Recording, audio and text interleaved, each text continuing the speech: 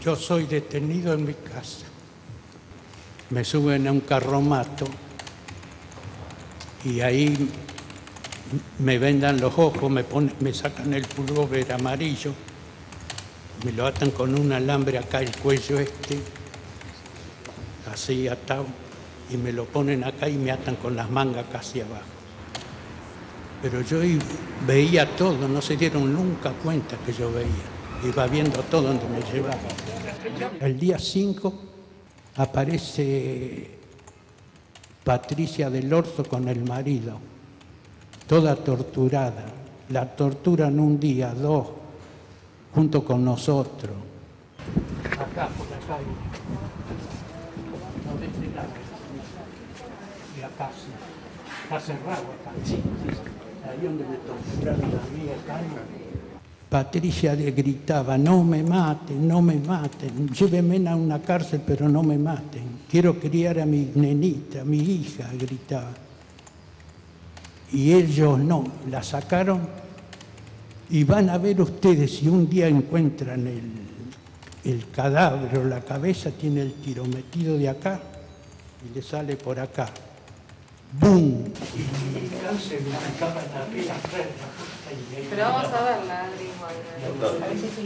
me llegaron a mí, me tiraron y entre los otros muchachos me hicieron resucitar. Pregúntele a Cano o a Julio Mayor. Patricia me dice, López, no me falles. Si salís, el único de nosotros que puede salir sos vos. Me dice, andá. Buscarlo a mi mamá, a mi papá o a mi pariente, a mi hermano, dice, y decirle, dice, y dale un beso a tu hija, a mi hija, dice, de parte mía.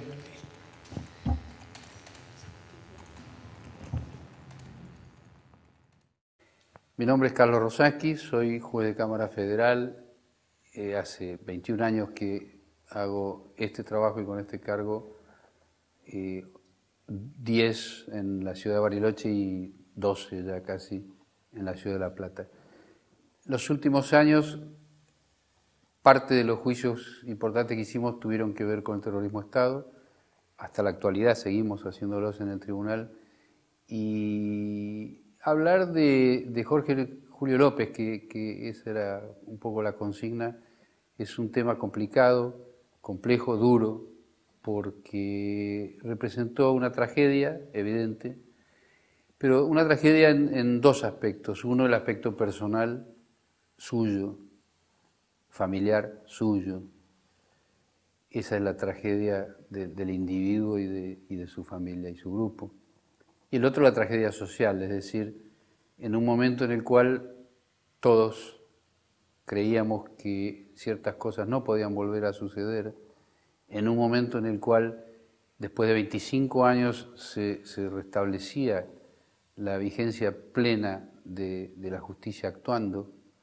En este caso fue en el primer juicio realizado después de 25 años por delito de lesa humanidad, y se produjo la desaparición de un testigo importante como todos los otros, trascendente como todos los otros, víctima como todos los otros, y que contó con lujo de detalles circunstancias muy graves que le tocaron padecer a él y a otras personas que él relató. Y sobre el final de ese juicio, prácticamente el último día, se produjo esa desaparición. Él no llegó a donde debía llegar, que era al juicio, para estar presente, y por lo menos en lo personal, y yo creo que para una parte importante de la sociedad, fue un antes y un después. Fue, como otras tragedias que han sucedido, hitos lamentables que, por un lado, y como decía, significan una tragedia personal y del grupo más cercano y querido de él, y por el otro, la tragedia social que obliga a pensar, a volver a pensar, no solo en por qué suceden estas cosas, por qué sucedieron, sino cuál es el mejor camino para que no vuelvan a suceder. Cuando sucedió este hecho, cuando se produjo la desaparición, las primeras semanas yo no había aceptado ningún tipo de reportaje de ningún medio porque consideraba que no era un momento para hablar y es interesante contar lo que sucedió, porque luego de algunas semanas yo tomé conciencia que muy pronto iba a comenzar otro juicio que íbamos a hacer, que finalmente fue el juicio que se hizo al sacerdote Christian von Berdych, y que iba a ser el primer juicio que íbamos a hacer luego de la desaparición de Jorge Julio López. Y ahí la reflexión era cómo, pensaba yo, cómo se van a sentir los testigos que tienen que sentarse en un juicio como ese a contar las cosas que padecieron frente a la desaparición de un testigo anterior. Y eso fue lo que me decidió a aceptar, hacer esa nota, fue una sola nota, y yo dije algo que reivindico hoy porque el tiempo me dio plenamente la razón. Yo dije en aquel momento, porque la pregunta del periodista había sido vinculada a la desaparición de López y a las amenazas simultáneas que se habían producido y que fueron dándose respecto de los jueces que teníamos que hacer esos juicios. La primera la había recibido yo, y ahí venía la pregunta.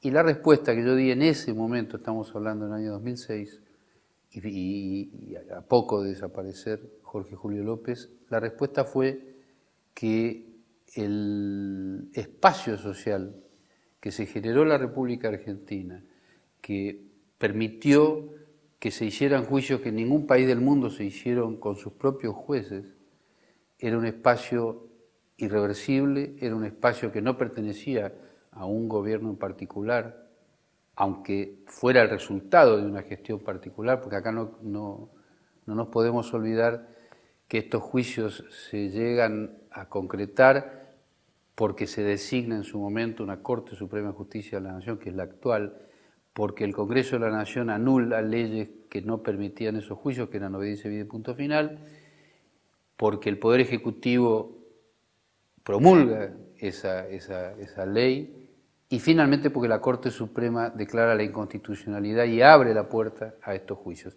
Esto lo digo porque significó y significa una etapa del país en la cual los tres poderes del Estado, más allá de un gobierno en particular, convergen en un concepto claro, clarísimo, que es muy difícil construir en democracia luego de un terrorismo de Estado como el vivido, luego de lo padecido en la República Argentina, que fue un genocidio ocasionado en una dictadura cívico-militar.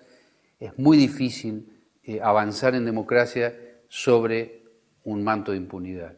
Esa conciencia que hubo, a mi entender, de parte de los tres poderes del Estado y que permitió el juzgamiento, no podía, y no lo fue, ser acallada por una tragedia como la que estaba relatando, ni por las amenazas que se estaban produciendo. Es decir, son espacios sociales irreversibles de avance, de concreción de metas importantísimas, porque en realidad tener en cuenta que Argentina es el único país, la región en general padeció este tipo de dictaduras porque es sabido y porque es notorio eso.